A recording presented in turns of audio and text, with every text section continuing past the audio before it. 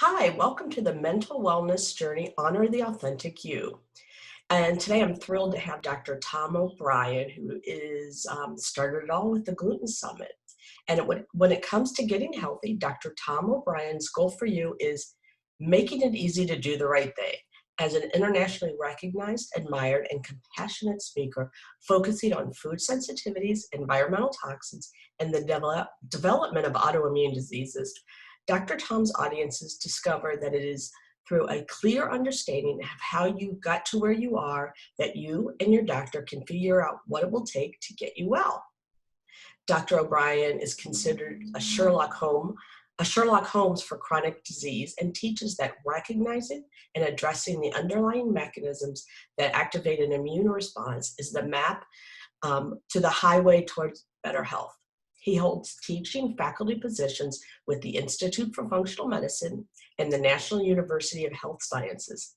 He has trained and certified tens of thousands of practitioners around the world in advanced understanding of the impact of wheat sensitivity and the development of individual autoimmune diseases. His most recent book, You Can Fix Your Brain, Just 1 Hour a Week to the Best Memory, Productivity, and Sleep You've Ever Had, was published through Rodale Books in September 2018 to global accolades. This bestseller offers a step-by-step approach to better cognitive function from nutrition to environmental toxicity, ultimately creating better long-term memory and a sharper mind. He is the founder of www.thedoctor.com and the visionary behind the Gluten Summit, A Grain of Truth, bringing together 29 of the world's experts on the gluten connection to diseases, disorders, and a wide range of symptoms and ages. You can find this information at www.theglutensummit.com. Well, that's only a fraction of what you do. And I am so thrilled that you're able to join us today. And you are definitely the inspiration and thought leader, and really impressed upon me how important gluten is. So thank you again for being a guest. Oh, thank you so much. It's a pleasure. You know, it's so important to have events like this where people can hear specific information that just seems to make sense when you listen to the science. Exactly. Coming from mental health, as I shared with you a little bit ago, when I first got introduced to functional medicine, I thought gluten was a fad. And, I was the typical allopathic doctor who didn't believe. And then I saw the science, and then I saw it clinically, and that's why I'm here trying to really get people to understand and to hear it. Yes, we all know there are different stages of change in our behavior in our lives. And, some people are in the pre-contemplation stage. They aren't even thinking about it. It's not on their radar, right? They don't, what, this gluten thing? Yeah, it's just a fad, and then you get a piece of information here and a piece of it, and it seems to dent into that wall that we develop of our belief systems. And then you hear a little more, and you've got a friend or a neighbor that seemed to do a whole lot better. Their migraines went away or whatever the symptoms are, right? And then eventually you say, all right, well, maybe there's something to this. And then you start seeing the science, and it drops your jaw, and just do an OMG again and again and again. So your listeners, I'm sure, on this summit are already open and receptive, or they wouldn't be listening to this summit. That's true. But they're all learning. They usually come for different ideas, and they learn more and more. Right. So the gluten one is still tough, and I'm just sharing my clinical experience. It is, and the primary reason is that it's the number one food that we eat in the Western diet. And if you think about how often do you have something with wheat in it? Well, it's toast for breakfast, a sandwich for lunch, pasta for dinner, croutons on your salad, a cookie. And this goes on day after week, after month, after year. I mean, I travel a lot to teach, and it's very difficult to find anything in an airport that isn't made with wheat except for potato chips and nuts. But you have to read the label on the nuts, because sometimes there's wheat flavoring Oh my in gosh, the yeah, slicing of the nuts. And so yeah. it's it's a number one food in our culture today. It's developed to be a primary food. And it's not that everything about wheat is bad. There are some very good things about wheat that give many of us our prebiotics. 78% of the prebiotics in the Western diet come from the arabinose islands in wheat. And so, just right off the bat, let me say that if you recognize there may be value in going gluten free, meaning wheat free, you have to replace the prebiotics in your diet. And gluten free products don't do that. Yeah. They are just white paste. Gluten free Yeah. products are not healthy food. They are, let me say that again, gluten free products are not healthy food. They're just not as inflammatory to your body. But one of the things that we all have to do if we recognize there may be value in going gluten free is to replace the prebiotics in your diet. And that's root vegetables and vegetables in general. Yeah, which is so unique sometimes to the standard American diet. I'm Exactly. really interested. A few years ago, you sort of I became aware of you, I think. No, I became aware of you with IFM, but the Gluten Summit. And, and I'm a functional medicine psychiatrist, and I understand how important gluten is, but how did you come to do that? And maybe a little bit about your background, because I'm, again, from the traditional allopathic world, and, you know, it makes so much sense. And Well, so many people are still need to understand that. a very good friend of mine, JJ Virgin, Mhm. she's a world renowned nutritionist. And we'd see each other, or she'd call me once in a while and say, "Hey, I'm going to this seminar. You should come with me. I'm learning of how to educate online." And this was 2010, 2011. I say, I don't do online, thank you, but I don't do that. And then, we'd talk again a few months later. "Hey, I'm going to this seminar, and this really is great information, and you should join, come on along." And I'd say, "Well, I don't know. I don't want to do that." And I said, "Well, how much is the weekend?" $5,000. $5,000 for a weekend? Are you kidding me? I'm not doing that. And then later on, she said, "I've joined this mastermind group, and you should really come do this with me." This was about 2012. And I said, "What's a mastermind group?" "Well, it's a bunch of people that get together with a facilitator who teaches us techniques to implement in our educational systems." I said, "Well, that sounds interesting. How much is that?" $50,000. What? I'm not doing that.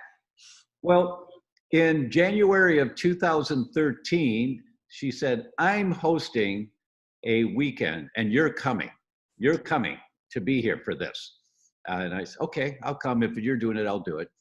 And I sat in this room and my jaw dropped as I heard of how all of these different practitioners from every discipline were reaching 5,000 people in an afternoon. 3,000 people responded to an email invitation. Numbers that just, I was sat there and I went, what? What? This is really the world of online education. And I raised my hand that week and I said, "I'm sorry, I just have to ask, what is an affiliate?" I didn't even know what an affiliate was. That's how much of a neophyte I was, but I was so empowered that weekend. I made a declaration. I said, and at that time I was one of the go-to guys in the world on the potential damage of a wheat-related disorder outside of celiac disease. And many of the world's leading gastroenterologists called me a nutcase Mhm. because there's no such thing as all that. And now we know there is, and there's studies. But so I made a declaration. You know what I'm going to do? I'm going to go interview the world leaders in celiac and wheat related disorders. And I'm going to put it online. I'm going to do this thing. It's like a group thing, like a summit or something. And would you guys like send announcements out for me to all of your people? So the people that weekend, every single one of them said, "Absolutely, we'll support you, Dr. Tom, because you are the guy," right? So I went back to San Diego. I lived in San Diego at the time after that weekend. And a couple of days later, this guy reaches out to me and says, "Hi, my name is so-and-so, and I am the social media director for the University of Chicago celiac program." And I said, "Oh," because I used to live in Chicago and they were the point people calling me a nutcase out there in the Mhm, world. mhm. And he said, "Would you like to have breakfast?" I said, "Okay." He said, "I'm out in San Diego. Would you like to have breakfast?" So he came for breakfast and he said, "I've heard about you for a few years and your claims and things and Your uh, claims. your claims." Right. But I decided to take a look at what you were saying. So I watched one of your conference presentations where I was invited to speak. And he said, "You're all science." And I said, "Yes." I said, "I purposely never give my own opinion, or if I do, I say, this is my opinion. I don't have any evidence for this. Right. This is my opinion, but I'm all science." And he said, "You're right in what you're saying, and they're wrong." And he was like battling with this. He was really battling. And I said, "Listen, man, the angels are watching over us because I just made a declaration last weekend. I'm going to do this thing and I don't know how to do it. And I know I'm going to need social media help. So come join us. Come do this thing." Yeah. And he did. And I then looked for someone who knew the technical stuff of how to do this in a computer and all that. Found a found a guy in Tennessee. And so between Bob and Bobby and I and my own internal team that knew nothing about this, we made this up. And I said, and they say, "We got this problem." I said, "All right, figure it out. We got this, figure it out, but we don't know. You'll figure it out." And in November, we launched the Gluten Summit, where I interviewed 29 of the world leaders. I mean, Professor Michael Marsh at Oxford was my first interview. And who's he? Well, when a gastroenterologist does an endoscopy, the report by the pathologist of the tissue evaluation is Marsh 1, Marsh 2, Marsh 3. This is Marsh. This is the godfather of it all. And he had never been interviewed. He was in his mid 70s at the time. The godfather of celiac disease had never been interviewed, ever.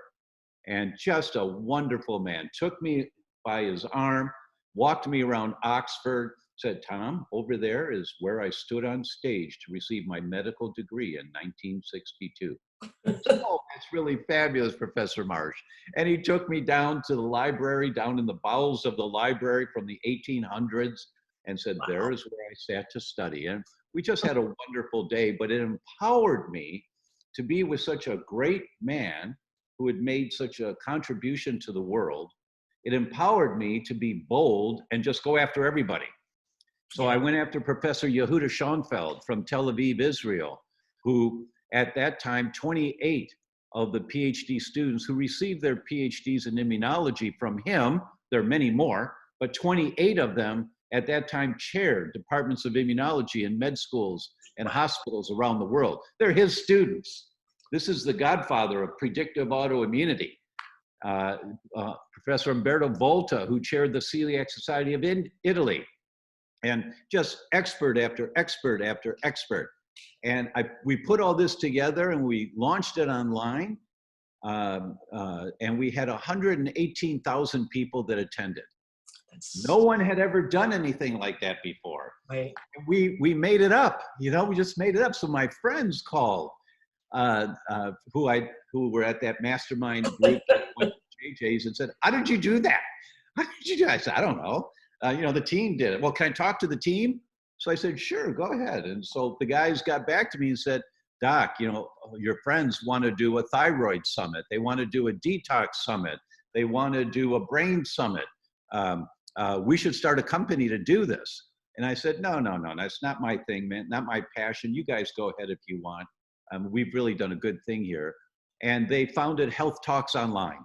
Mhm, mhm. Health Talks Online is the primary group in the country that supports these summits. And they've done tens of millions, literally, of Yeah. people have seen Health Talk Online events over the Yes. years now, since 2014. And it all started with the Gluten Summit because we had a passion that we were going to do this. people need to know this information. And so nothing stopped us. And we had obstacles along the way, and we just figured out what to do. Yeah, no, it's so great because as I was sharing with you, the change is happening. The traditional medical model is so antiquated. That was one reason I was so attracted to functional medicine and the matrix, and the science. I had not seen so much science when I went to that first foundational course. I was like, my jaw was hanging open those 5 days and my head spinning at the same time. But Yes. with all the information, I'm like, oh my God, that's a lot to digest, no pun intended. But still, we're 6 years, kind of a revolution later, but at the same time, the word is still not out there and people are still not hearing it totally. And I'm a psychiatrist, and with mental health and brain, it's a little bit bigger of a leap to think, how does gluten affect the brain? Yes. And Yeah. um, you know, I just diagnosed in a 17-year-old, her primary complaint was not GI symptoms. And as I was taught and I understand, it has profound effect on the brain. And Oh, I it can. want everybody to know Yeah. and to think about it. But you were sharing, you have a case that you wanted to share. And I'm like, I've seen these, I've seen it. And I Sure. want people to know that. I mean, because change comes from people. It's not coming from the top down, it's coming from the bottom up. The first thing to recognize is that when you look at the science and you read the science, if most of the science came about wheat and wheat-related disorders through the lens of celiac disease. That's where it was first identified. Some people have a real problem with wheat, Mhm. and there are literally 23, almost 24,000 studies now on Oh, PubMed. Just type in celiac, and yeah. there, there's so much. But the lens was celiac disease. And then as doctors learned about wheat-related problems, they thought, all right, so celiac, that's when there's a wheat-related problem, period. And if you don't have celiac, you don't have a problem with wheat. And that's the way gastroenterologists were taught. That's what the textbooks said. They were recognizing for the first time, really, that a food could be the catalyst for a debilitating disease that had a high mortality rate initially, because nobody knew what to do with it. So the lens of celiac disease is where it came from. But now we know, I think it was 2002, maybe 2003, an article came out in British Medical Journal that showed for every person that has gut-related problems with celiac disease, there are 8 that do not have gut-related problems. They've got brain problems or joint problems or skin problems, but no gut-related problems, even though it's a gut disease. There were no symptoms that warranted the person to go to their physician complaining of gut. So when they came in complaining of depression, or when they came in complaining of psoriasis, or when they came in complaining of obesity because of hypothyroidism, the doctor would never think that it may be a gut problem. Right. There was no paradigm which our healthcare practitioners have been taught to investigate a complaint, a valid complaint from our patients that wasn't related to their symptoms. So they always start looking at the symptoms. So they look at the skin, or they look at the brain, or they look at the joints, or whatever tissue of the body it is. But the ratio is 8-1. And that's commonly known now, but it wasn't known back then. And that's why there have been so many years and so much, what kind of nonsense is that, approach from our world leaders, because they just didn't have the opportunity to read the cutting edge research. I'll give you one example before we get to the case study. In gastroenterology, they published a paper that showed that 50% of children with drug-resistant epilepsy, meaning technically they've been on 3 different meds and they don't work, they're Right. still having seizures, 50% of them go into complete remission on a gluten-free diet. 50%. But why don't our neurologists know that? Because neurologists don't read gastroenterology journals. They read neurology journals, right? And so it's been a long step-by-step struggle to change the paradigm. Yeah. So this case study that I'm going to show you is one of those examples that just drops the jaw. So if I may, Please do, please do. okay. And let's see, let's share. Can you see my screen now? Yes, absolutely. Okay.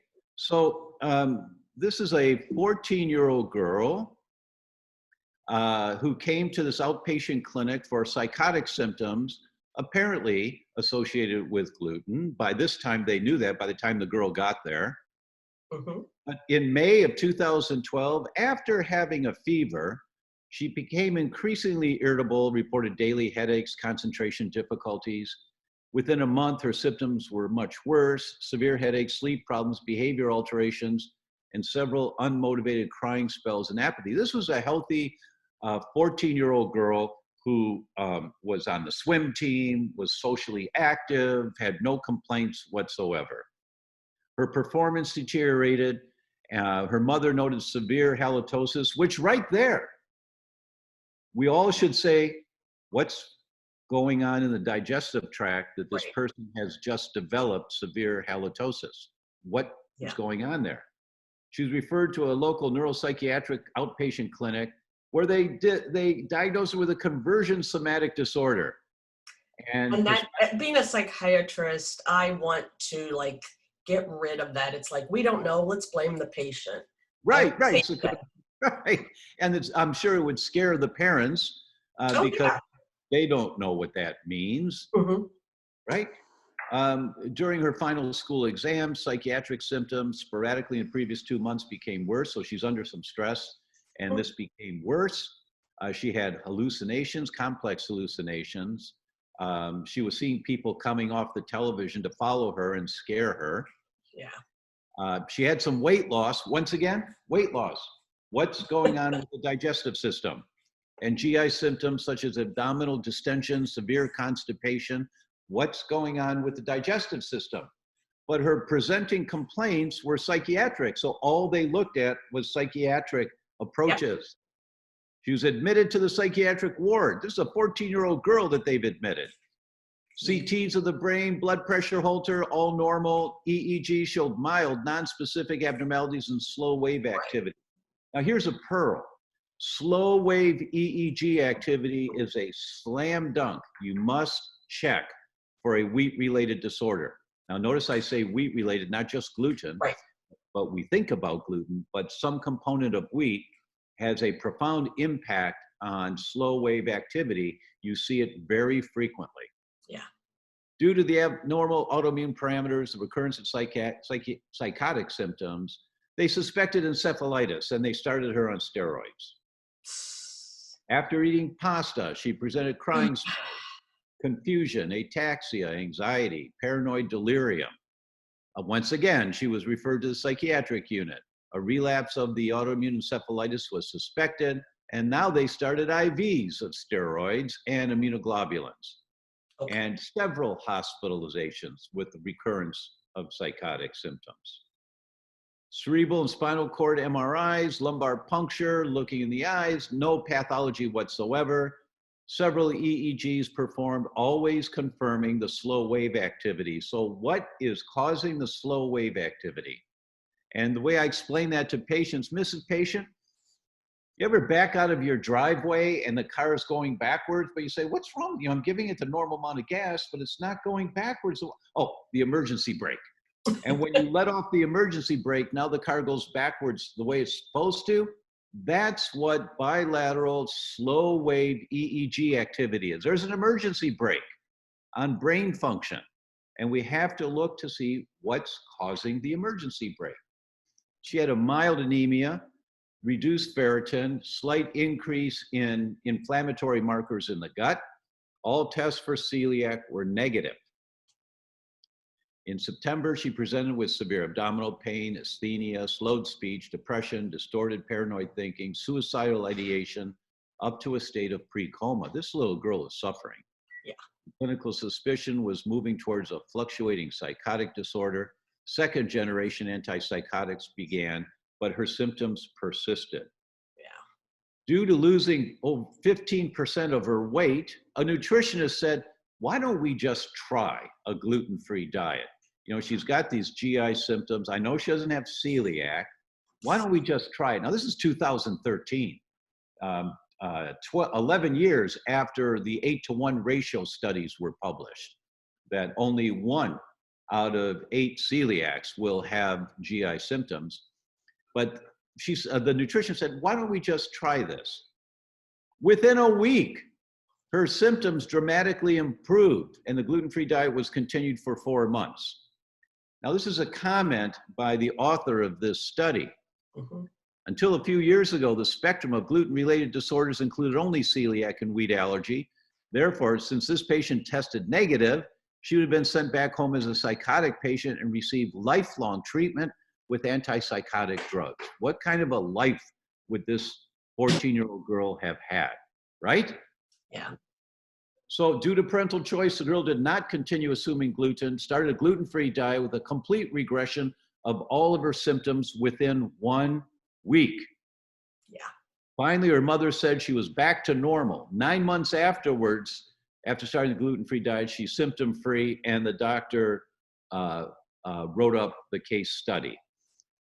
And the last comment by this author has been hypothesized that some neuropsychiatric symptoms related to gluten may be the consequence of the excessive absorption of peptides with opioid activity formed from incomplete breakdown of wheat. And they're called gluteomorphins and prodynorphins, and they stimulate the opiate receptors. That's one of the 13 mechanisms by which a wheat sensitivity may impact on the brain.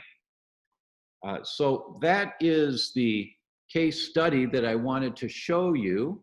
So let me stop sharing my screen now and come back to you. But I use that one here in this summit because that girl's life was destined to be, I would say, a failure. You think she'd ever be able to find a loving partner and have a family and a normal life? No, because she was throwing gasoline on the fire. And that's a term I often use. Mrs. Patient, every degenerative disease, as far as I know, and we now know that brain dysfunction diseases are inflammatory. And there are so many studies now on depression and inflammation in the body, anxiety, schizophrenia, and inflammation. So they're inflammatory diseases. The cell is on fire. So the question is it a brain cell or a kidney cell? Is it gasoline or kerosene? Right. There's always a fire. And so we want to help with symptom relief for the patient. That's critically important. That's why they come to you. Right, absolutely. We also have to identify, where is the gasoline coming from? Is it from foods? Mrs. Patient, the most common source of inflammation in your body, the most common source of gasoline on the fire is what's on the end of your fork. Yes. That's the most common, but there are many others. You know, if you live in a moldy house, you're inhaling mold, and you just type in mold and Alzheimer's and look at the studies that talk about antibodies to mold associated with the post-mortem analysis of beta amyloid plaque. And they find high levels of antibodies to mold in some patients and high levels of antibodies to herpes simplex 1. There's 248 studies on herpes simplex 1 antibodies and Alzheimer's. That it just depends on where the gasoline in the fire is coming from. Now, for those that are listening here to this may be new concepts for you. But I'm assuming that you are not in the pre-contemplative phase of paradigm shift because you're watching this summit. Right. But there is so much to learn. It's overwhelming. So, my God, how am I going to identify that? Don't think like that. Just take a little bit of information at a time and keep expanding our base. And the result will be down the road, you've got this, you've got this. But that's the paradigm of wheat-related disorders. It, yeah, and it's amazing.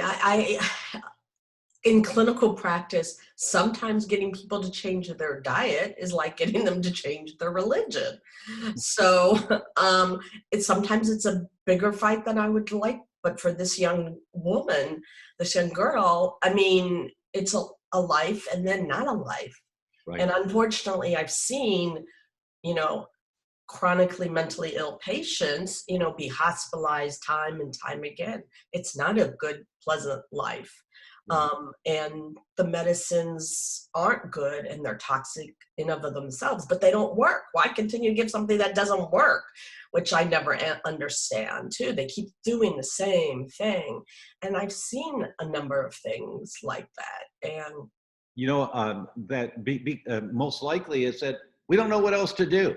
I mean, JAMA, during the American Medical Association, came out with a paper, it was 6 weeks ago now, during this current pandemic that we have, that looked at 5,700 hospitalized patients in New York, and 88.1% of anyone put on a respirator died.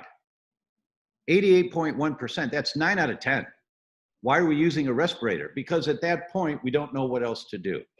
right. Time to shift the paradigm, right? And so with wheat-related disorders, it's one component. And the reason why it's a really good place to begin in learning about food-related disorders and the multiple systems of the body, why wheat is such a good place to begin is because so many people experience benefit with symptoms you would never guess. Children that are bedwetting, that may be what turns them around. Infertility, recurrent miscarriages. I published a paper 7 years ago now, celiac disease and reproductive disorders, and it drops your jaw when you see the studies of recurrent miscarriages. Finally, these couples have healthy babies and healthy pregnancies on a gluten-free diet. Now, it's not every single person with infertility or recurrent miscarriage, but there's a substantial percentage by which it becomes a mandate. It's on the checklist to check. You just have to check. Just check. So people often say that I say everyone needs to go gluten-free. I never, ever say that. What I say is that if you have a health condition you're unsure about, you need to check. Just check properly. Just check and see, is there a wheat-related disorder here? And historically, our testing has been less than adequate. And most laboratories, hospital laboratories and private laboratories, when they look for a wheat-related disorder, they check the 33 amino acid peptide of poorly digested wheat, alpha-gliadin. And that's all they check. But there's 62 different peptides of wheat that have been identified as immunogenic.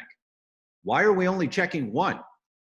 Well, that's because the lab does that. So I'm going to talk about testing here for a minute with you. That would be great. Yes. So, Mrs. Patient, your immune system is the armed forces. Honey, can I have my phone, please? Your immune system is the armed forces in your body. There's an Army, an Air Force, a Marines, a Coast Guard, a Navy. We call it IGA, IgG, IgE, IgM. They're all different branches of the armed forces there to protect you. So when you do a blood test looking for an immune reaction to a food, the most common test that's done is an IgG test. That's the Army. That's the largest volume, IgG. And if that comes back negative, our doctors say, yeah, you don't have a problem with this. It's okay to eat wheat. Or other doctors, when parents bring their children to a doctor for a food sensitivity, they go to an allergist. And an allergist does pinpricks. That's checking IgE. That's the Air Force. Okay? So when an allergist does a pinprick and it comes back and says, no, your child doesn't have any problems with wheat, it's okay to eat wheat, is that accurate? Absolutely not. Absolutely not. It means your child is not having an Air Force reaction. The Air Force hasn't been called out. The IgE hasn't been called out. Well, what about the Marines, IgA, which is the diagnostic biomarker first recommended to test for celiac disease, is IgA. Well, I didn't check IgA. I just checked IgE because I'm an allergist. They're not going to tell you that, but that's Right. reality, Right. right? So all of our practitioners have to get out of the mindset, the paradigm that we were taught that you do one immunoglobulin Mhm. exclusively. IgE, pinprick, very important test to do, critically important, even though the test came out in the 1950s, very important to do. IgG, important to do. IgA, important to do. IgM, important to do. So what our laboratories don't do that, but now we have laboratories that do. They Mhm. look at IgA, IgG, IgM, Mhm. and so you're looking at more branches of the armed forces. So it's a more comprehensive look to see if there's a problem. But now the next topic here is, what are you looking to see if there's a problem with? And if you're only looking at alpha gliadin, the 33 amino acid, it's very important. 50% of Right. celiacs have elevated antibodies to alpha gliadin, but 50% don't.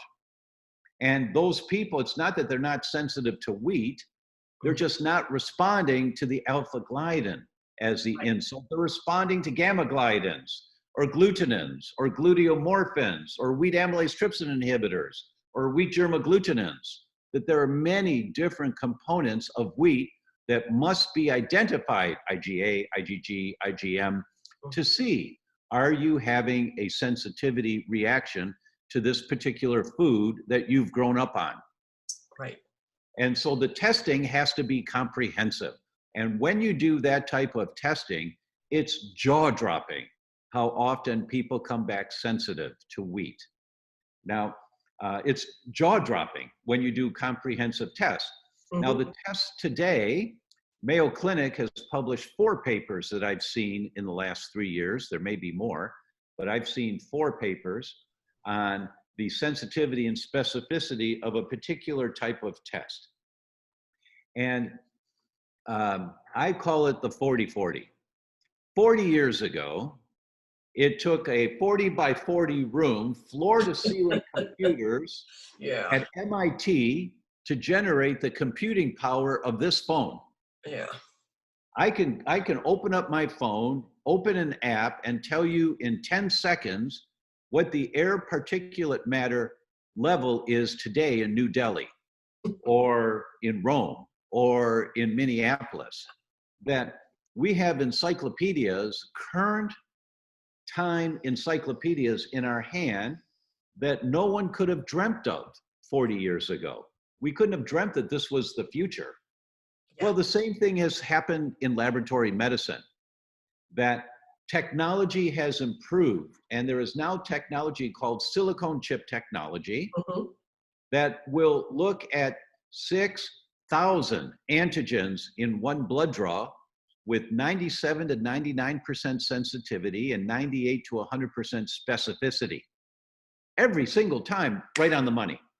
And Mayo Clinic has, and many others have read, Columbia's written about this, Columbia Medical School. There are many different papers out now on silicone chip technology. It's a new paradigm in laboratory medicine.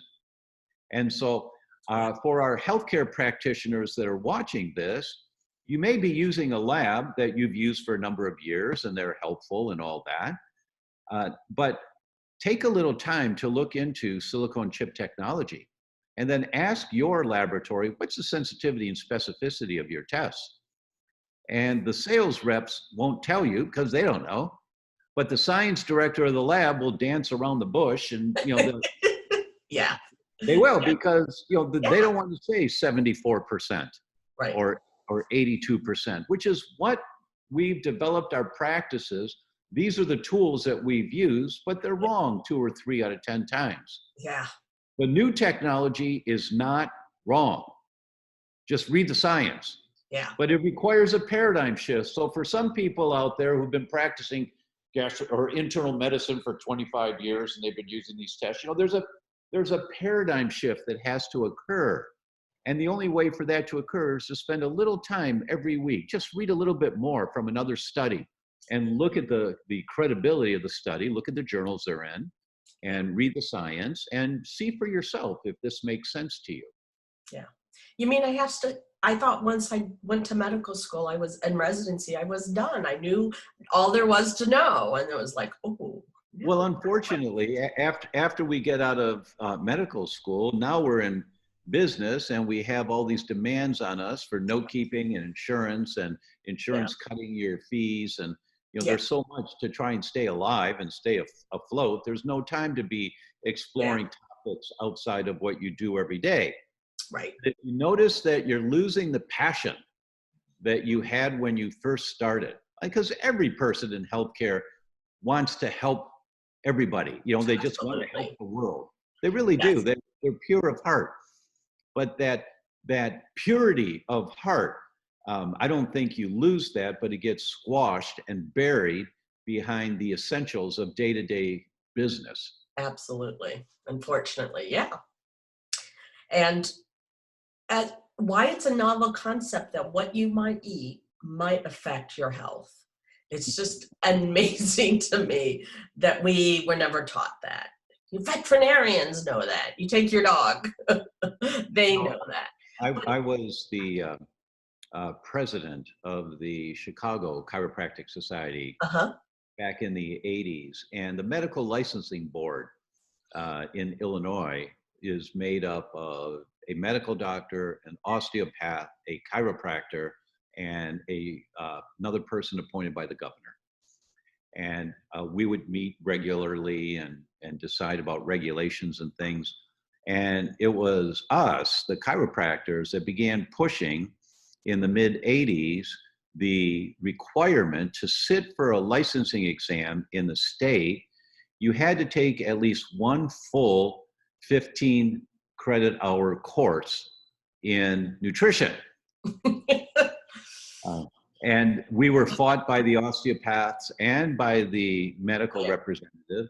Yeah. But it passed because a letter writing campaign just swarmed the governor at that time. And so it passed so that for any healthcare practitioner, medic, osteopath, chiropractor, to sit for the license exam, you had to have at least one course, one full course, not a weekend, Yeah. not a 1 hour review, but a full course in nutrition. Because most medical schools, I think at last count that I saw, and just look it up, there's lots of articles published on this, 123 out of 154 medical schools, the last study I read, had no courses in nutrition in the curriculum. Yeah. And it's unfortunate because there's so much to learn that on a priority system, they deemed that this wasn't a priority. But when you're out in practice long enough, you realize the most common source of inflammation, which is the platform for every degenerative disease, is inflammation. Right. And the most common source of inflammation is what's on the end of your fork. So from that perspective, it's credible that we really might want to consider how our patients are fueling the inflammation in their body that's manifesting as type 2 diabetes or manifesting as rheumatoid. That's why you see so many. And to our topic here today, just go to PubMed and Google schizophrenia and gluten. And just read some of the studies, how hospitalized patients, institutionalized patients, when put on a gluten-free diet, within a few months, they're off their meds completely. 9-month follow-up, a year follow-up, 2-year follow-up, they're off their meds. They're being followed up, but they're fully functional back in society again because it was a sensitivity to wheat that was initiating the inflammatory cascade in their brain. And the biggest crime is that any day hospital programs, there's no place that has good nutrition. Right. It's really sad and awful. It Right. really And we is have horrendous. more registered dietitians that are being trained comprehensively. Unfortunately, most of them are not. Most of them are Right. trained and institutionalized, and they call it nutrition, but it's not nutrition, it's institutionalized food. But more and more are being trained on a more comprehensive overview. Yeah. Um, yeah, it's still a big fight, unfortunately. But I Yeah. really just appreciate your passion and your leadership in this area. And Thank it's greatly influenced me. And it had, it's been a big change for myself because it wasn't like that. I got it, but it was to understand the science and then to see it clinically is a process. So, Yes, and to implement this is a process. It's a paradigm shift. mhm, And you don't make a paradigm shift overnight. mhm, That's why, you referenced my most recent book, mhm, which is #1 in 7 categories on Amazon for brain and nervous system. I'm very proud of that. But the subtitle is just 1 hour a week to the best memory, productivity, and sleep you've ever had. yes, And that's not a cutesy subtitle. It's the only way that we can be successful in making paradigm shifts yes, because we live such busy lives. We're full that we're not going to change how we live. But Mrs. Patient, every Tuesday night after dinner, every Sunday morning after services, whenever it is, but every week, you allocate 1 hour to learn a little bit more about this topic of brain or whatever the topic is you're addressing, functional medicine for our healthcare, 1 hour a week. we'll take And brain. what does that mean? Yeah, Well, you learn in the book that phthalates inhibit brain function. Well, what does that mean? Well, phthalates are chemicals used to mold plastic. And when you store food in plastic containers overnight in the refrigerator, the next day, the chicken's got phthalates in it. mhm, Now, but there's no evidence that the amount of phthalates that leach into chicken in the storage container is toxic to humans. And that's how they got away with all of this at the legislative level. You have to prove that the amount of chemical leakage into a food for this discussion is toxic to humans. There's no evidence that if you smoke a cigarette, that one cigarette is toxic to humans. There's no evidence. Now, you smoke cigarettes for years, now you got a problem. right. And it's the same with the toxins in our environment. They accumulate in your body over years. And I'm going to use the phthalate example because this is really important. In Chicago, they published a paper on this 3 years ago. In Chicago, they looked at 346 pregnant women.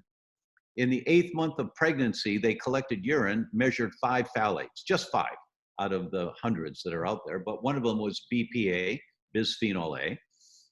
And they categorized the women's level of phthalates into quartiles, the lowest, the next, the third, and the highest quartile. They followed the offspring of those pregnancies 7 years. When the children turned 7 years old, they did Wechsler IQ tests on them. And they found every single child whose mother was in the highest quartile of phthalates in urine in pregnancy compared to the children whose mothers were in the lowest quartile of phthalates in urine in pregnancy. Every child in the highest quartile, their IQ was 6.7 to 7.6 points lower. Every child. Now, Yeah. 1 point difference in IQ, as you of course know, is noticeable, but 7 points is the difference between a child working really hard getting straight A's and a child working really hard getting straight C's. Yeah. These kids don't have a chance in hell because their brain never developed properly. Just go to Google and type in phthalates and neurogenesis and look And at all spell, the studies. and spell phthalates, please. H Yes, T H A PA, L right. Phalates. Look at all the studies of how phthalates inhibit neurogenesis. So those moms who had accumulated phthalate exposure over decades in their lives, when they got pregnant, the amount of phthalates circulating in their body were so high that it impacted on babies' brain development in utero. It's not rocket science. You know, when you read this stuff, you say, oh my God, now this is a whole paradigm shift for somebody to think like this. And so, oh my God, what do I do about that? You don't need to know what to do right now. What you need to do is to commit to 1 hour a week to learn more. And then you go back to the book and you see the 3 URLs in there for glass storage containers, right? Yeah. And go to mileskimball.com or Amazon or whatever the third one was, I don't remember. You know, and you order your glass storage, you look and say, oh, those, oh, I like those. I really like those. And then you say you need 3 round ones and 2 square ones and 1 for the pies. You pay the credit card and you hit send. It took an hour to do that. You're Right. done for the week, but never will you poison your family again with minute levels of phthalates and leftovers. Give the Tupperware to your husband to store nails in the garage. It's really good for that, right? Yeah. Or phthalates in nail polish. Well, now there's no evidence that the amount of phthalates in the bloodstream within 3 to 5 minutes of applying nail polish is toxic to humans. That's true. There is no evidence, but give me a 6-year-old girl that starts putting nail polish on her toes and her fingers, you know, to be cute. Give it 20 years of that. Now she's 26. Now she's got accumulated levels that impact on baby's brain development. Yeah. Yeah. I mean, this is a whole paradigm shift for people. And you don't get this in one day. Let it be okay that you're not sure what to do. Let it be okay and just accept 1 hour a week. And within 6 months, you've got this. For our healthcare practitioners, 1 hour a week to learn a little more about functional medicine. And within 6 months, now you're sitting in our 5-day course, Applied Functional Medicine and Clinical Practice, and you're ready to go. You're ready because no longer are you in the pre-contemplative stage. What kind of nonsense is this? Wheat causes a psychosis. What kind of nonsense is that, right? Yeah. But it takes time. Be patient with yourself. Be kind to yourself. And know that these things don't change overnight of how we've been trained to think about taking care of ourselves. Yes. Thank you so much. You're such an amazing and inspiring speaker and educator. So thank you in so many ways. Very much my pleasure. Okay, and I know you have a free gift, and we'll make sure that gets included on right underneath so everybody can get access to that. Well, And thank you so much. A real pleasure to be with you.